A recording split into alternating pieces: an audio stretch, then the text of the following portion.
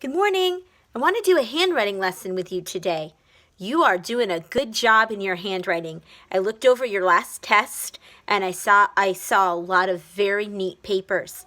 Now, let's go over a couple of reminders when we're doing handwriting. Remember, there is an upstairs, a downstairs, and a basement.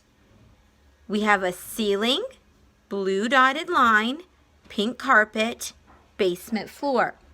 Now, as you get older, your notebook paper is not always going to look like this. But for right now, we want you to practice touching that ceiling. We want you to use the pink carpet, and we want you to use the basement floor because it will help you to learn letter size. A couple of tricky letters that I wanted to point out today are T. Remember, T starts as a teardrop. Goes down to the blue dotted line, goes back up to the ceiling, does not go straight across, but instead has a little bit of a dip, slants down, makes a sailboat, and sails away. Now, this part of T is very similar to this part of S. And in the S is where we get the sailboat and sail away. The same thing happens for T. But if you'll notice, T is at a slant. It's not straight up and down. So that is capital T. I would also like to take a look at capital F. Capital T and capital F are very similar. Starts with a teardrop that touches the blue dotted line, dips across, slants down, but he does not sail away. F is a little bit lazier. F just likes to kick up his leg and chill. So F does not connect. Capital F does not connect to the next letter like T does. So there's T, F. I also wanted to review H. Now, usually when we do cursive, once we start, we don't pick up our pencil till we're finished with the whole word. However, with capital H, there's step 1 and step 2, and they are not connected. Starts with a teardrop, then slants down, and then pick up your pencil.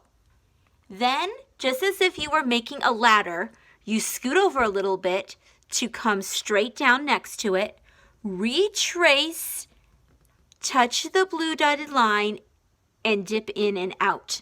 So that is capital H. One more letter to look at is capital G. Capital G slants up, does a loop-de-loop in the upstairs, then scoots across, does a point, a belly, now just like T, and S, look at G. Makes a belly and sails through. G connects to the other letter. When we made your binders to send home, I made sure to put a letter chart like this in your binder, and we slid it inside a page protector. Now today I sent a text of your handwriting test to your parents, and I asked them to go over the letters that I circled. It's very important to go over your mistakes because that's how we learn. Remember, I told you that the reason we take a test is so I will know areas where you need more practice in. That's all. There's nothing to be nervous about. It's just a way of me collecting information. So I was able to tell a couple letters that you needed some practice on. So that's why I made this video, to show you a couple of letters that can be a little tricky, to remind you why we use the lines. Now I want you to take your dry erase marker. I want you to find your formation chart in your binder, and any letters that you missed on your test, I would like you to trace those. Trace those in your binder to help train your brain the correct way to go. I have practiced a lot of cursive handwriting in my life.